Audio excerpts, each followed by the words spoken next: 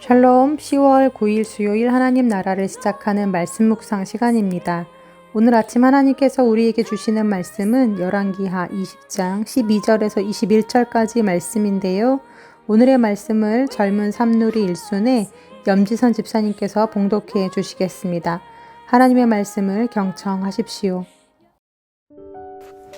그때에 발라딘의 아들 바벨론의 왕 브로닥 발라단이 히스기야가 병들었다 함을 듣고 편지와 예물을 그에게 보낸지라.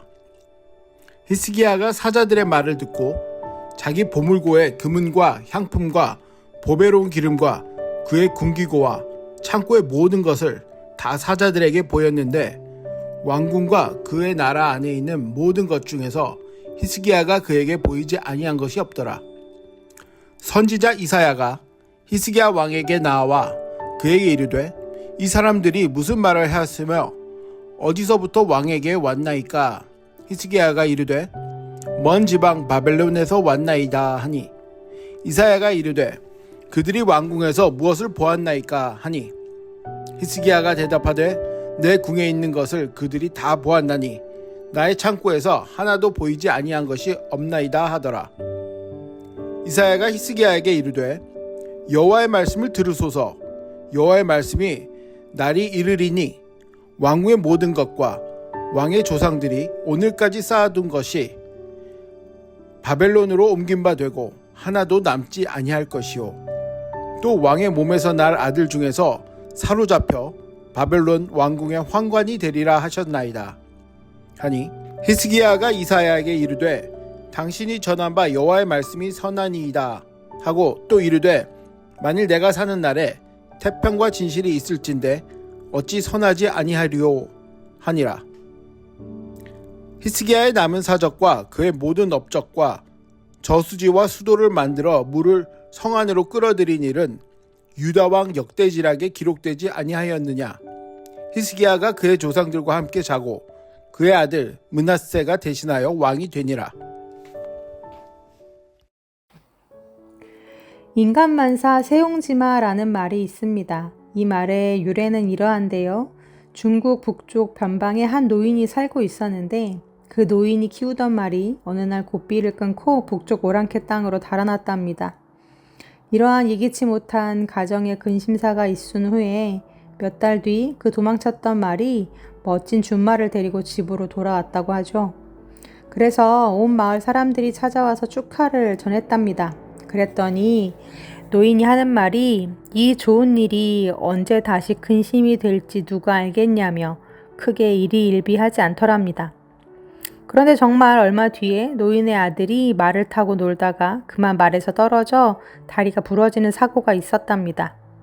이웃들은 이 안타까운 사고 소식에 한 걸음에 달려와서 위로를 전했죠. 그러자 노인은 이번에도 크게 낙심하지 않고 오히려 이 일이 나에게 복이 될지 어떻게 알겠냐며 담담히 얘기를 하더라는 거죠. 그 뒤로부터 1년 뒤 북쪽 오랑캐가 쳐들어와서 전쟁이 일어나자 나라에서는 급히 징집령이 내려졌는데요. 마을의 젊은이들이 모두 전쟁터로 끌려가던 통에 노인의 아들은 장애로 인해서 징집에서 제외가 되었고 그로 인해 목숨을 건질 수 있었다는 이야기입니다. 여기에서 비롯된 말이 바로 세옹지마인데요. 변방 늙은이의 말이라는 뜻입니다. 노인의 말처럼 오늘의 나쁜 일이 이후에 좋은 일이 될 수도 있고 또 오늘의 좋은 일이 언젠가는 나쁜 일이 될 수도 있다라는 뜻으로 앞날의 기륭화복은 헤아리기가 어렵다라는 뜻의 사자성어입니다. 오늘 히스기야 왕에 대한 기록의 마지막 파트 말씀을 묵상하면서 생각나는 단어가 딱 이 세옹지마였습니다. 히스기야가 죽을 병에 걸렸다가 하나님의 은혜로 기적처럼 살아난 이후 바벨론 사절단이 히스기야를 찾아온 이야기. 그래서 히스기야가 자기 왕궁 곳간의 모든 문을 열어서 무기며 보물이며 모든 자기의 소유물들을 보여주었던 이야기는 열왕기하 20장 이외에 역대하 32장과 이사야서 39장 말씀에도 똑같이 기록되어 있는데요. 하나님은 이러한 그의 행위에 대해서 질책하시면서 이러한 그의 교만으로 인해 히스기야가 보여주었던 이 모든 것들이 다 바벨론으로 옮겨가고 그의 몸에서 날 아들 중에서 바벨론 왕궁의 황강이 될 자가 있을 것이라는 예고를 하십니다. 세옹지마라는 말이 딱 맞습니다. 히스기야가 유다를 다스릴 당시 근동 지역에 패권을 쥐고 있던 아수르가 이스라엘뿐 아니라 유다까지 쳐들어와서 예루살렘을 위협하는데요. 그로 인해 정말 큰 위기에 봉착했지만 하나님께서 유다를 지키시고 또 하나님을 비방하고 우습게 보던 아수르를 심판하심으로 말미암아 온 군대가 진멸을 당하고 이로 인해 고국으로 돌아간 사내림마저 자식들의 손에 의해 죽임을 당하는 일이 발생했습니다. 아수르가 이스라엘을 넘어 유다까지 쳐들어와서 예루살렘을 압박했던 것은 유다에게 있어서 정말 큰 환란이었고 고난이었습니다. 하지만 하나님은 이 일을 변화시켜서 유다에게 전화위복이 되게 하시는데요. 그 말씀이 역대하 32장 22절과 23절 말씀에 적혀져 있습니다. 이와 같이 여호와께서 히스기야와 예루살렘 주민을 아수르 왕 사네립의 손과 모든 적국의 손에서 구원하여 내사 사면으로 보호하심에 여러 사람이 예물을 가지고 예루살렘에 와서 여호와께 드리고 또 보물을 유다 왕 히스기야에게 드린지라 이후부터 히스기야가 모든 나라의 눈에 존귀하게 되었더라 라고 말씀하고 있습니다. 그 아무도 건드리지 못하던 무서운 강대국 아수르를 이긴 유다의 놀라운 위력에 대해서 주변 모든 나라들이 찬사를 보내며 유다를 찾아와서 히스기야에게 예물을 드렸다라는 거죠. 그로 인해 히스기야가 모든 나라의 눈에 존귀하게 되었다라고 말씀하고 있습니다. 나쁜 일이 곧 좋은 일이 된 것입니다. 그런데요, 이야기는 여기서 끝나지 않고 이후 히스기야가 죽을 병에 걸리는 예기치 못한 큰 어려움이 다시 찾아오게 되죠.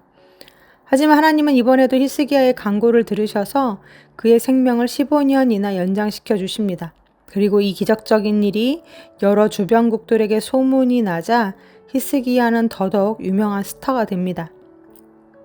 그 소문을 듣고 바벨론 왕이 사절단을 유다로 보내서 히스기야 왕과 동맹을 맺음으로 인해 아수르를 함께 견제하려고 했는데요. 바벨론이 찾아와서 먼저 손을 내밀 만큼 그만큼 힘이 있는 나라가 되었다는 뜻이니까 히스기야는 그만 그러한 분위기에 도취돼서 자만의 길로 빠지고 말죠. 나라를 지켜주시고 부강케 하시고 또 히스기야의 병을 고쳐주시고 그에게 15년의 생명을 더 연장시켜 주신 것은 분명 하나님의 은혜여 복이었는데 그 좋은 것을 좋은 것 되게 계속해서 지키지 못하고 오히려 복을 도구로 또 은혜를 재앙으로 히스기야는 바꾸고 맙니다. 뿐만 아닙니다. 15년 생명의 연장을 받는 동안 히스기야가 한 일이 하나 더 있습니다. 그것은 바로 유다 역사상 가장 악한 왕이었던 므낫세를 낳은 일이었습니다. 므낫세가 왕위에 오른 것이 12살 때였으니까요. 히스기야가 병고침을 받고 난 뒤에 3년 뒤에 낳았다라는 계산이 나옵니다. 하나님께서 히스기야의 병을 고쳐주신 이유, 그리고 그에게 15년의 생명을 연장시켜 주신 이유, 그에게 많은 재물을 주시고 또 유다를 적국으로부터 지켜주신 이유는 그에게 제2의 다윗을 기대하셨기 때문이 아닐까 싶습니다. 아들을 낳아서 하나님의 마음과 뜻에 맞는 후사로 잘 기를 수 있는 시간을 허락해 주셨고 또 못다한 종교개혁을 완성시켜서 나라를 하나님의 율법으로 더 견고하게 세울 수 있는 시간을 주시고자 그의 생명을 연장시켜 주셨던 것이죠. 그런데 오히려 히스기야는 그 복을 또 그 기회를 자신의 유익과 영광을 위한 시간으로 전락시켜 버리고 말았습니다. 사랑하는 성도님들, 하나님은 복과 화가 우리 앞에 놓여 있다라고 말씀하십니다. 우리가 어느 순간에도 하나님과 함께 하기를 힘쓴다면 우리에게 주어진 화는 하나님의 손안에서 언젠가 우리에게 복으로 돌아올 것입니다. 하지만 아무리 하나님의 복을 주셔도 그 복을 우리가 잘 지켜내지 못한다면 오히려 그 복을 하나님의 뜻과 전혀 상관없는 나의 유익과 욕망과 영광을 위한 도구로 사용한다면 그 복은 우리에게 독이 될 것입니다. 어쩌면 우리가 사는 오늘은 이미 죽었을 히스기야의 목숨이 하나님의 뜻과 은혜로 말미암아 15년의 삶을 더 연장받은 것처럼 우리 역시도 덤으로 주어진 시간을 살아가고 있는 중인지도 모르겠다라는 생각을 해봅니다. 나에게 주어진 오늘이라는 시간이 복으로 돌아올지 독으로 돌아올지는 우리의 선택에 달려 있습니다. 오늘 내가 지나는 고난의 시간이 내게 복으로 돌아올 수도 있고 오늘 내가 기뻐하는 그 일이 언젠가 나에게 화를 가져올 수도 있습니다.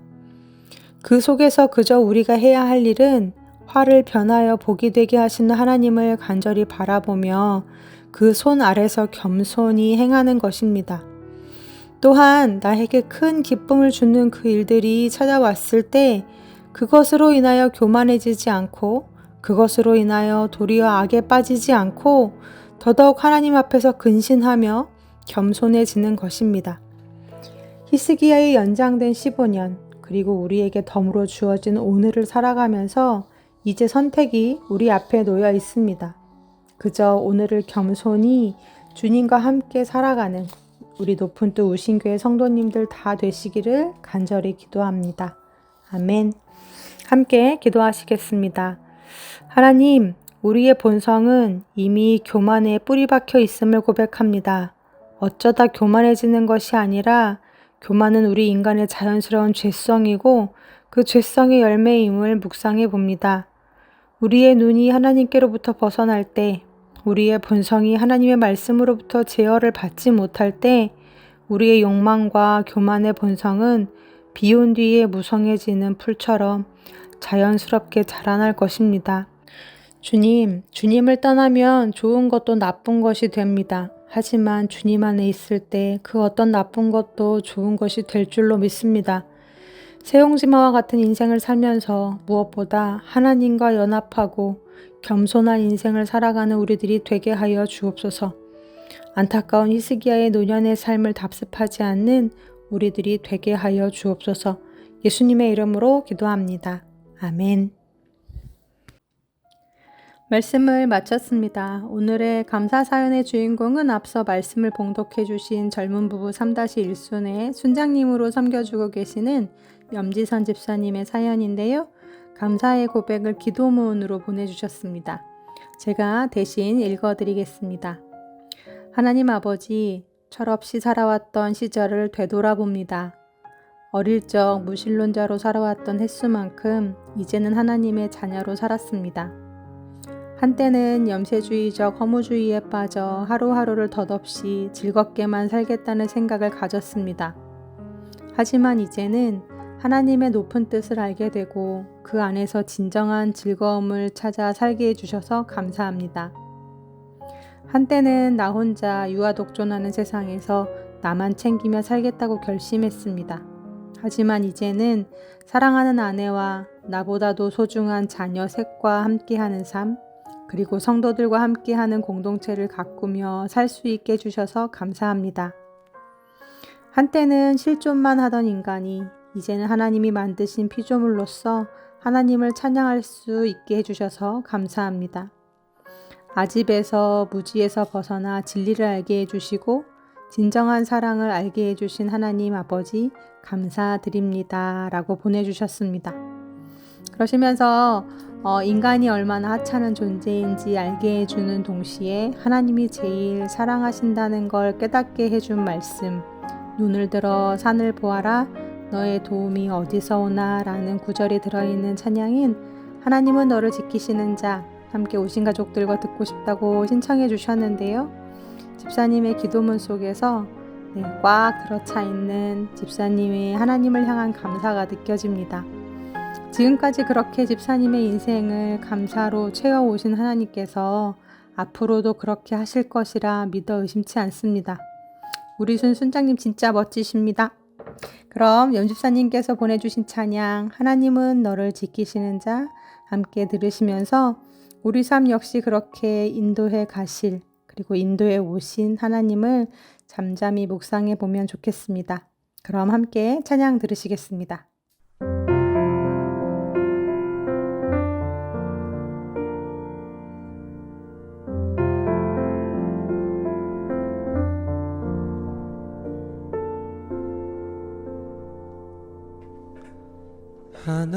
하나님은 너를 지키시는 자 너의 우편에 그늘 되시니 낮의 해와 밤의 달도 너를 잊지 못하리. 하나님은 너를 지키시는 자, 너의 환난을 면케하시니 그가 너를 도우시리라. 너의 출입을 지키시리라. 눈을 들어 산을 보아라. 너의 도움 어디서 오나. 천지 지으신 너를 만드신 여호와께로다.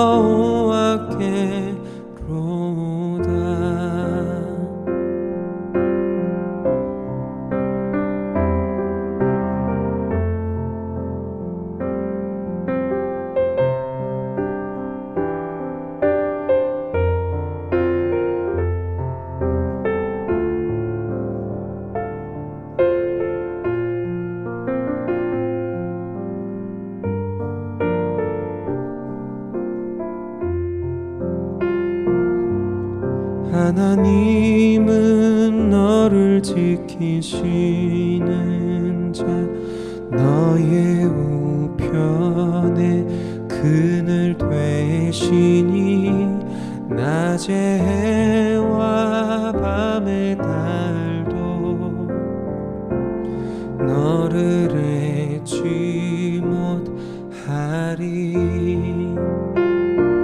하나님은 너를 지키시는 자, 너의 환난을 면케하시니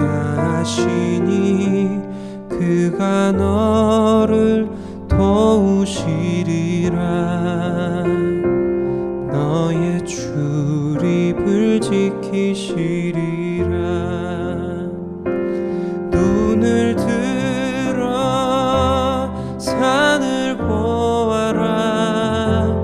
너의 도움 어디서 오나. 천지 지으신 너를 만드신 여호와께로다. 눈을 들어 산을 보아라. 너의 도움 어디서 오나. 천지 지으신 너를 만드신 여호와께로다.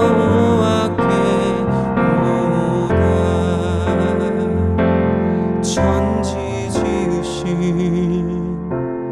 너를 만드신